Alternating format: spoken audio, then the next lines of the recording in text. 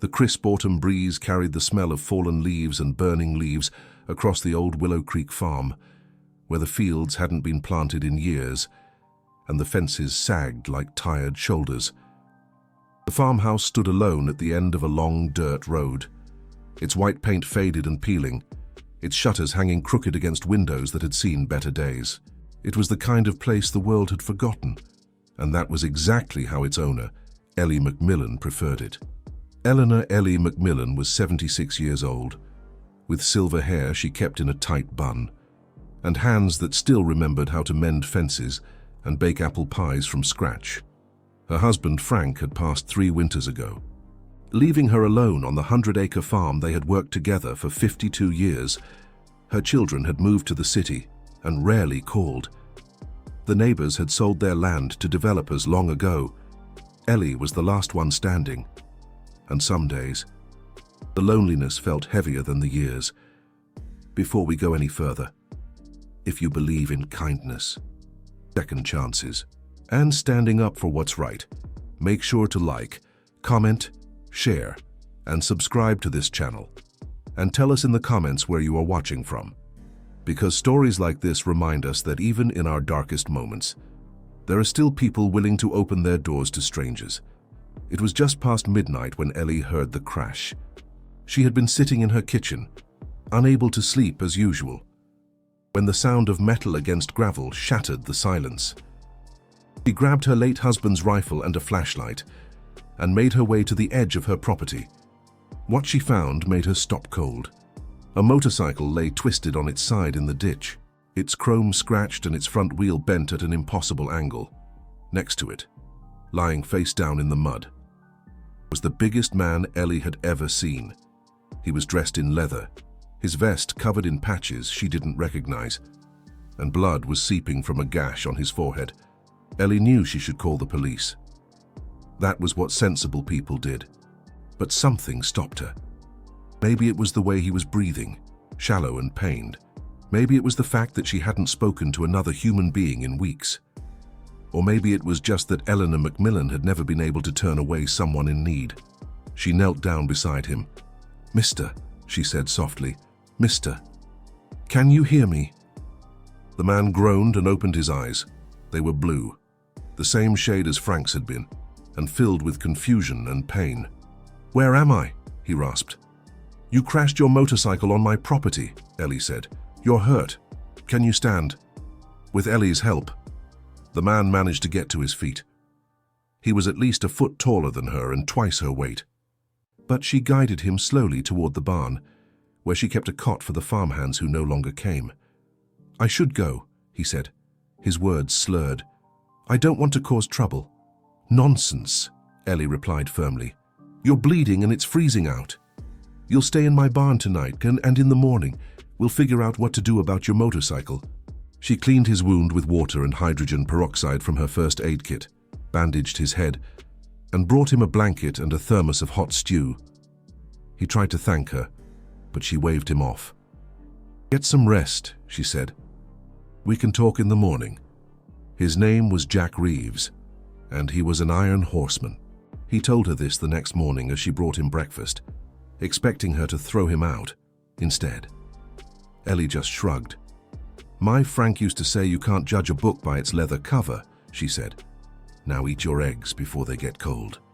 Jack stayed for 3 days while his brothers came to fix his motorcycle.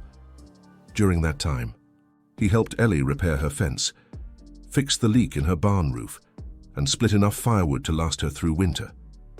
He listened to her stories about Frank, about the farm, about the children who never visited. And when it was time to leave, he hugged her like she was his own grandmother. "Mrs. McMillan," he said, his voice thick with emotion, "I'll never forget what you did for me.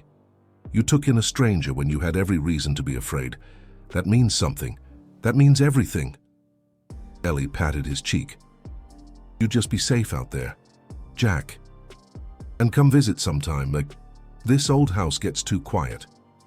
1 week later, Ellie was feeding her chickens when she heard it. A rumble so deep it shook the ground beneath her feet. She looked up and felt her heart stop. Motorcycles. Hundreds of them. They were coming down her dirt road in a line that seemed to stretch forever. Big chrome Harleys with leather-clad riders, their engines roaring like thunder rolling across the fields. She counted 50, then 100, then 200. They just kept coming until there were at least 500 motorcycles parked across her property, their riders standing in respectful silence. Jack walked toward her from the front of the convoy, but he wasn't alone. Behind him came dozens of men and women carrying supplies, lumber, roofing materials, paint, tools, bags of groceries, winter coats, medical supplies, everything an elderly woman living alone could possibly need. "Mrs. McMillan," Jack said, his voice carrying across the silent crowd. "You opened your barn to a stranger. You treated my wounds. You fed me. You gave me kindness when you had every reason to give me fear. So today, my family is here to give you something back." What followed was the most extraordinary day of Eleanor McMillan's life. 500 iron horsemen spent the entire day working on her farm. They replaced her roof. They painted her house. They fixed every broken fence on her property. They stocked her pantry with enough food to last for months. They installed a new heating system so she would never be cold again. And when the sun began to set, Jack handed her an envelope. Inside was enough money to pay her property taxes for the next 10 years. And a phone number with a simple note. "If you ever need anything, day or night, you call this number. You are family now. Ellie." And family takes care of its own. Ellie stood there with tears streaming down her weathered cheeks, surrounded by 500 strangers who had become her family in a single afternoon. Jack put his arm around her shoulders. "Thank you for seeing me," he said quietly. "Not the jacket, not the patches, just me. You reminded me what real kindness looks like." Ellie laughed through her tears. "You know, my Frank always said the best people are the ones everyone else is afraid of. I think he would have liked you, Jack." Jack smiled. "I think I would have liked him too. And before we end, we have one special request for you. Comment below with the words, 'Open your door,' to show that you stand with Ellie, and everyone who has ever chosen compassion over fear. Because sometimes the person who shows up on your doorstep, in the dead of night, isn't there to take something away from you. They're not there to cause you harm or steal what you've got. No. Sometimes they're there to give you something you never even knew you needed, something transformative, something life-altering. Remember that. Remember that kindness, given freely, always finds its way back to you, multiplied tenfold. It's a universal truth. A simple act of compassion can ripple outwards, creating waves of positivity that return to you in unexpected ways, and at the most unexpected times. It's a lesson Ellie McMillan learned firsthand, living on Willow Creek Farm, a lesson whispered on the crisp autumn breeze and echoing in the quiet solitude of the countryside. So open your heart, open your door. You never know what gift awaits you. From the most unlikely of messengers, maybe it's the gruff-looking biker with a heart of gold, or the stranger offering a helping hand. True kindness is a force and that transcends appearances and connects us all in ways we can't even imagine.